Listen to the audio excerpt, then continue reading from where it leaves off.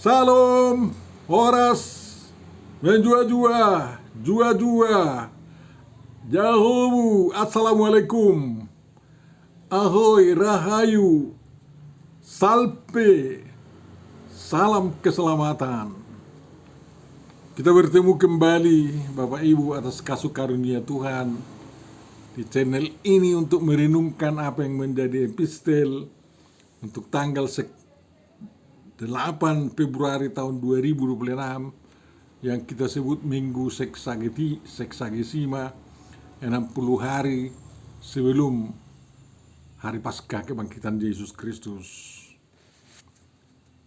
Jangan lupa mensubscribe dan menyebarkan video kita. Untuk memulai perenungan kita, mari kita baca penyertaan Tuhan yang dikatakan oleh Paulus di dalam suratnya kepada Efesus. Kasih karunia dan damai sejahtera dari Allah Bapa kita dan dari Tuhan Yesus Kristus menyertai kamu. Amin.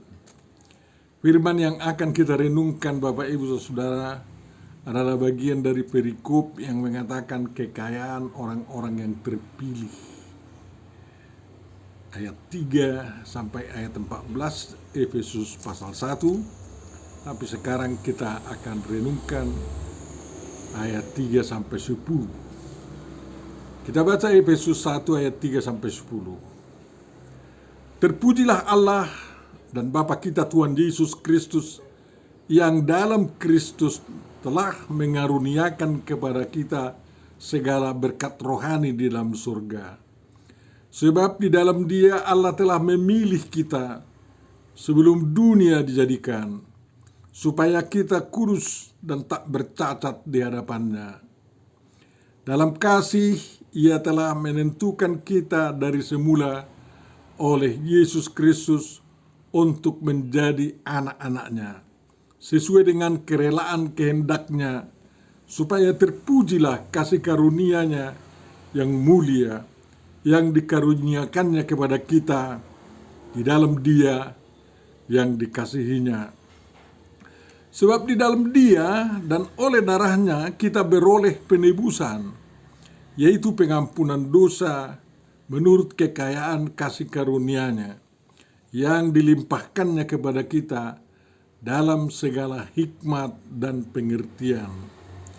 Sebab Ia telah menyatakan rahasia kehendaknya kepada kita sesuai dengan rencana kerelaannya, yaitu rencana kerelaan yang dari semula telah ditetapkannya di dalam Kristus sebagai persiapan kegenapan waktu untuk mempersatukan di dalam Kristus sebagai kepala segala sesuatu, baik yang di surga maupun yang di bumi. Demikian firman yang akan kita renungkan Bapak Ibu Saudara Saudariku yang terkasih. Tentu saja yang berbahagia adalah orang yang mendengarkan, memelihara termasuk menghafal, memahami, menghayati, lalu melakukan perintah firman Tuhan dalam perbuatan-perbuatan baik. Amin. Bapak Surgawi, terima kasih atas firman yang telah dibacakan kepada kami, yang sungguh sangat teologis dan memang sangat sulit dipahami. Oleh karena itu, curahkanlah kuasa Roh Kudus-Mu kepada kami untuk mengajari kami untuk memahaminya, sehingga dapat berguna dalam kehidupan kami demi kemuliaan-Mu dalam Kristus Yesus. Amin. Tema yang disodorkan kepada kita mengatakan diberkati untuk menjadi berkat. Sebenarnya tema ini ditarik dari apa yang menjadi evangelium di minggu itu, yakni Kejadian 12 ayat 1 sampai 5. Jadi diberkati untuk menjadi berkat. Marilah kita lihat dulu dalam Efesus ini apa yang menjadi berkat bagi kita, bagi umat Tuhan. Bapak Ibu dan saudara-saudaraku yang terkasih, yang pertama-tama terpujilah Tuhan Allah Bapa kita, Tuhan Yesus Kristus, ya, dan Roh Kudus. Itu merupakan suatu berkat juga. Kalau kita bisa memuji Tuhan, berarti Tuhan masih memberkati kita. Lagu pujian, perbuatan pujian, kata-kata pujian dapat kita persembahkan kepada Tuhan. Secara khusus Paulus terus mengumandangkan bahwa Tuhan Allah Bapa kita, Bapa daripada Tuhan Yesus Kristus, dan bersama kita di dalam Roh Kudus. Dalam perikop ini juga dia teringati tentang Roh Kudus di ayat 13. Ya. Tuhan kita yang Maha Esa itu.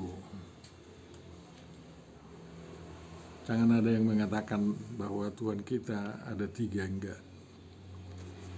Tuhan kita yang Maha Esa, Yahweh Elohim, ya, Yahweh Elohenu, Yahweh Ehad, ya, dan kesatuan daripada Allah Bapa, Anak dan Roh Kudus nampak di sepanjang pemberitaan di Alkitab mulai dari Kejadian 1 sampai Wahyu 22. Memang hanya orang-orang yang punya hikmat, yang dicerahi dengan hikmat dari Tuhan Yesus yang dapat memahami keesaan, ketunggalan daripada Tuhan kita, ya, yang bekerja secara khusus dalam 3 metode besar, yakni sebagai Bapa Allah yang berkarya sebagai pencipta langit dan bumi dan segala isinya, memelihara bangsanya, menuntunnya dengan firman-Nya, dengan Tauratnya, dan juga bekerja dengan cara kedatangannya sebagai firman yang menjelma, yang menjadi manusia, yakni Yesus Kristus, yang berkarya untuk menyelamatkan kita, menebus dosa kita, dan mengampuni dosa kita, dan menuntun kita ke jalan yang benar, karena Dialah jalan kebangkitan dan hidup. Lalu bersama kita senantiasa di dalam Roh Kudus dan di dalam firman-Nya, dan dengan kuasa Roh Kudus mata kita, mata iman kita melek bisa melihat di mana jalan yang sebenarnya, tidak asal berjalan. Bapak Ibu saudaraku yang terkasih, sungguh luar biasa memang Tuhan kita itu.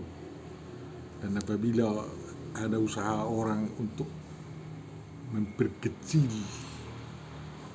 ya, pemahaman mengenai Tuhan kita yang Maha Esa itu berarti seolah-olah dia lebih hebat daripada Tuhan sendiri. Dan termasuklah itu pengkhianatan kepada Tuhan. Kita bersyukur Bapak Ibu saudaraku, berkat yang diberikan Tuhan kepada kita adalah karunia, ya. Karunia yakni segala berkat rohani di dalam surga. Sude ngulu partudion, pasu-pasu partudion narung di surgui. Itu yang telah dianugerahkan Tuhan kepada kita. Kalau kau bayangkan apa yang ada di surga menurut Alkitab, menurut imanmu, itu dikaruniakan kepadamu, dianugerahkan, digratiakan, dikasih gratis. Tapi ada tanggung jawab di situ kan. Kita harus menggunakan itu kasih karunia, kita harus pelihara itu, dan kita harus membuat itu menjadi berkat juga bagi diri kita dan bagi orang lain, ya. Segala berkat rohani, ya, kemampuan berdoa, kemampuan beriman, kemampuan mengikut Tuhan, kemampuan bersaksi tentang Tuhan yang benar, kemampuan mencari nafkah yang didasarkan atas doa dan pekerjaan di dalam Tuhan, Kalau itu kita hitung semua sebagai karunia kerohanian, karunia rohani, itu telah dikaruniakan kepada kita. Berbiasa. Jadi seolah-olah kasih karunia itu, seolah-olah berkat rohani itu sudah tersedia di dalam gudang itu, ya, tersedia di hadapan kita. Tapi walaupun sudah di hadapan kita, itu bukan seperti wajah kita dalam cermin, tetapi sebagai makanan kita di dalam piring yang sudah siap dimakan. Kalau kita tidak mau menggunakan tangan kita mengambil makanan itu dari piring walaupun enak, dan lalu bikin ke mulut dan menelannya atau mengunyahnya lalu menelannya, kasih karunia itu menjadi sia-sia, berkat rohani itu menjadi sia-sia. Jadi ingat, di hadapanmu ya sudah tersedia segala berkat rohani. Tugasmu sekarang ambil, gunakan, pergunakan bagimu dan bagi orang lain.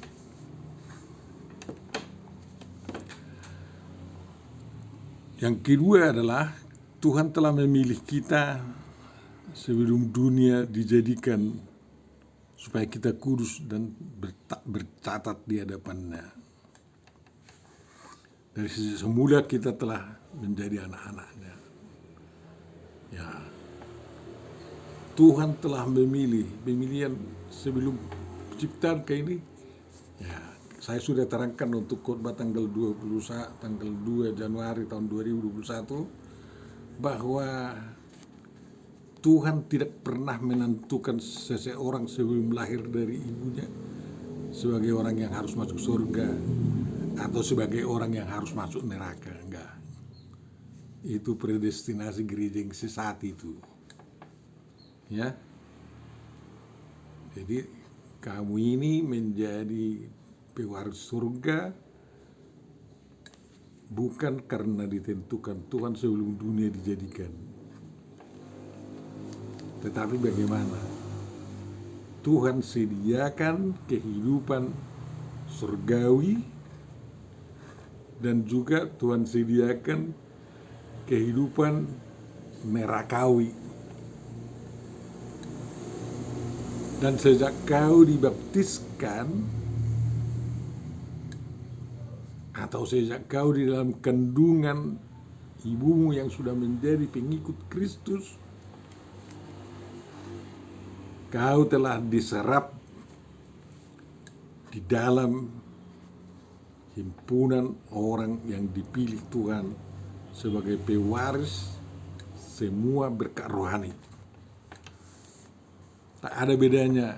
Orang tanya saya, kau dari gereja mana? Ya, saya dari HKI. Kawan itu berdiri sejak tanggal pencurahan Roh Kudus tahun pertama Masehi, ku bilang. Udah 2 kali ya. Ya sudahlah. Tapi itu kan sudah disediakan Tuhan sebelum gereja saya dideklarasi menjadi bagian dari tubuh Kristus itu. Yang dideklarasi pada tanggal 1 Mei tahun 2000, tahun 1927 kan kayak gitu. 100 tahun lah terserap di dalam kasih karunia Tuhan ya di gerejanya itu. Kira-kira demikian kita ditentukan menjadi orang pilihan Tuhan ya sebagai pewaris semua berkat rohani yang di surga. Demikian juga orang yang menjadi penghuni neraka seperti Judas Iskariot ya. Judas Iskariot sebenarnya tidak ditentukan masuk neraka. Ya.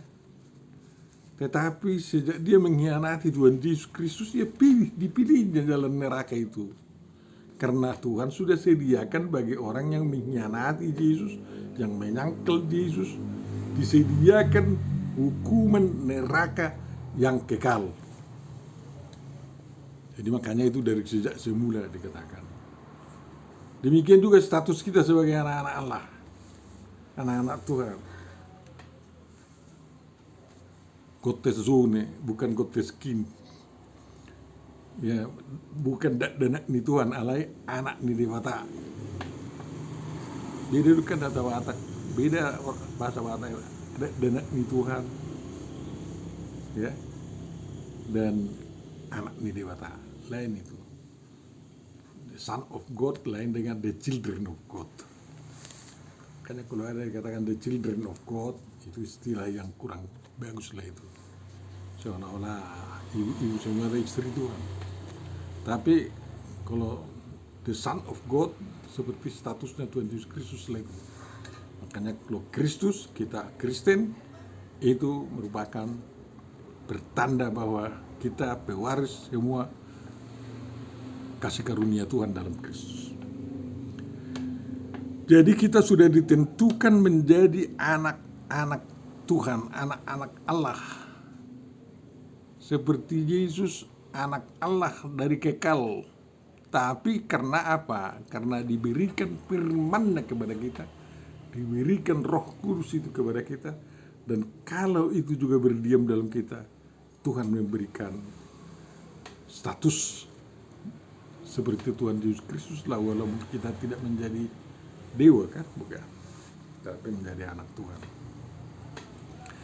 Kemudian itu kerelaan Tuhan.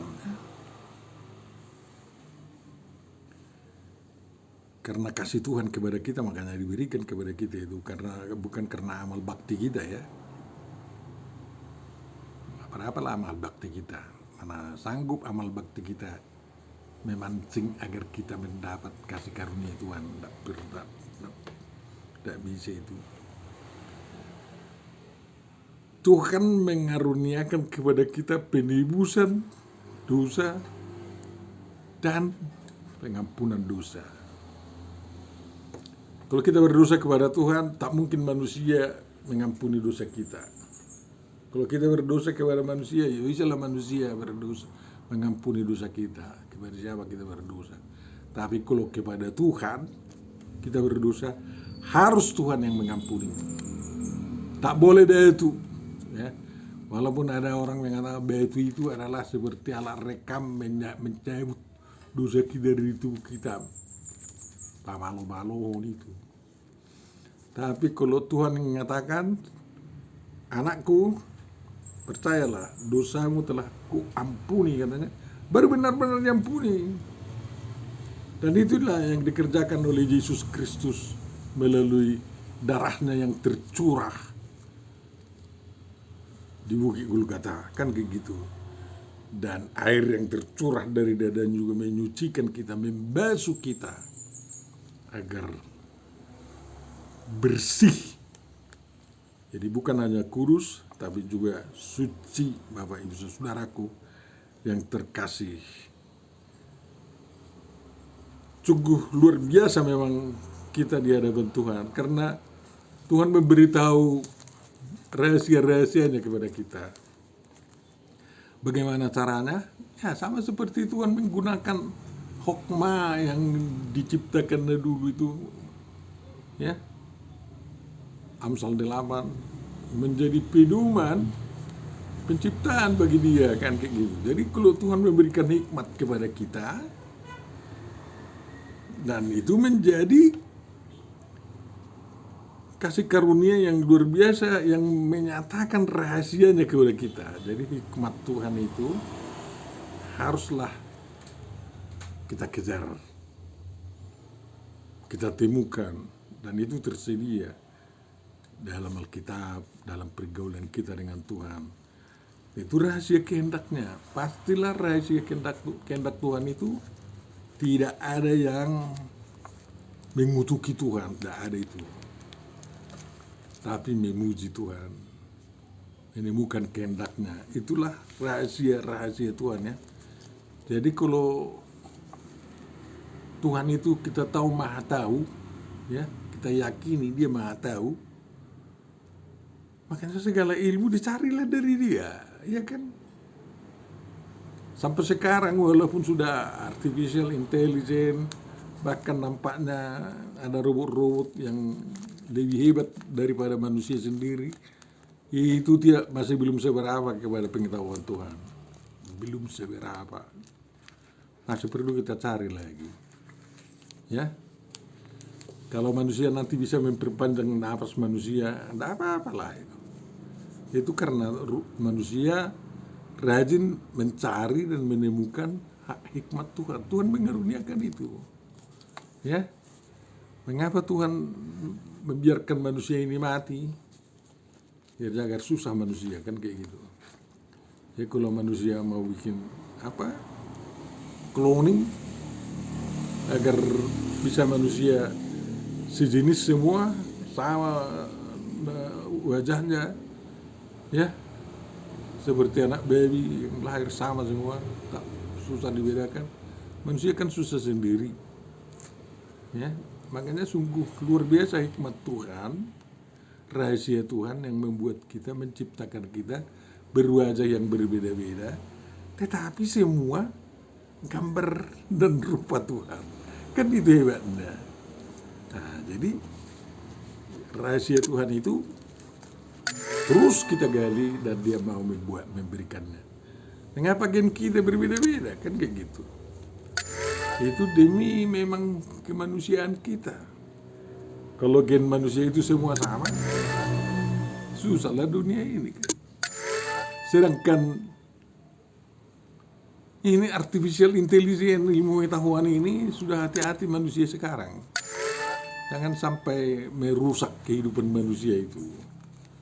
Ya, harus ditiru hikmat dan rahasia Tuhan bahwa kemahatauan Tuhan itu tidak pernah digunakan untuk merusak manusia.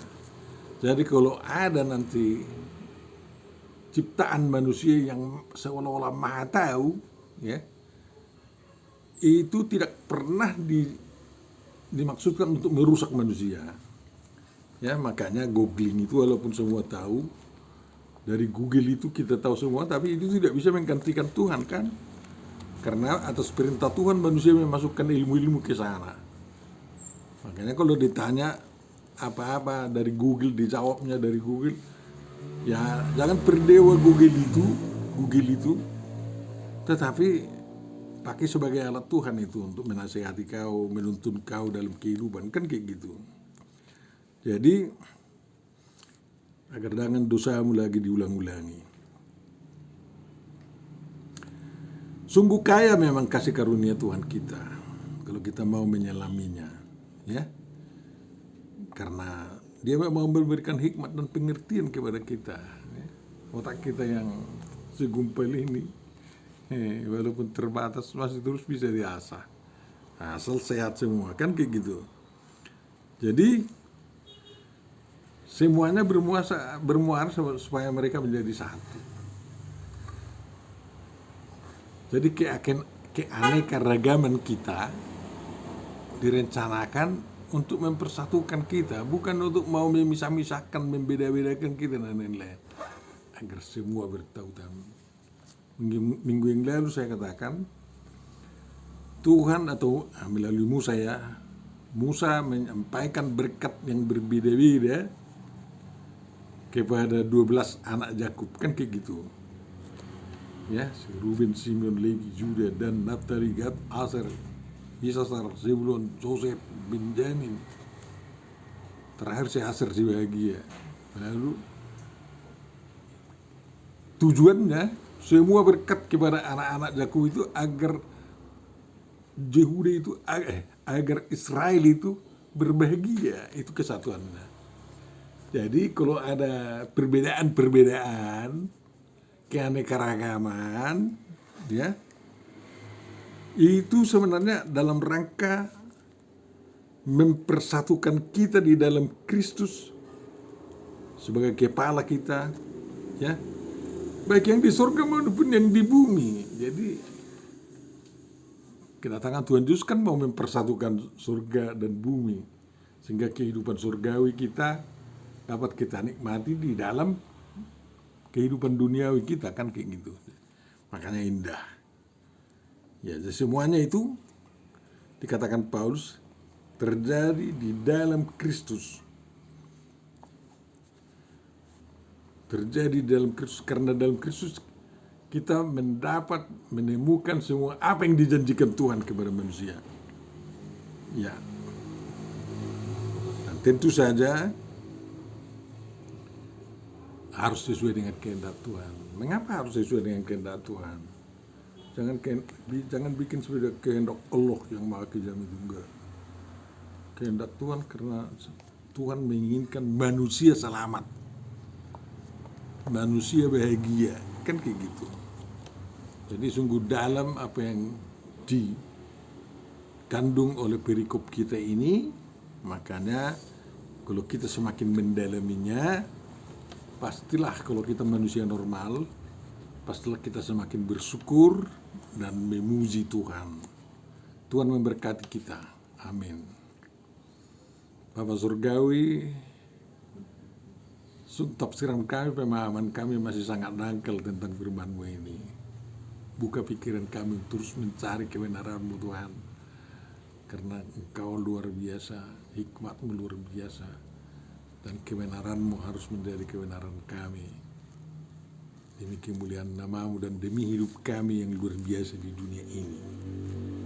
Terima kasih Bapa atas lindungan-Mu terhadap bangsa kami, terhadap gereja-Mu.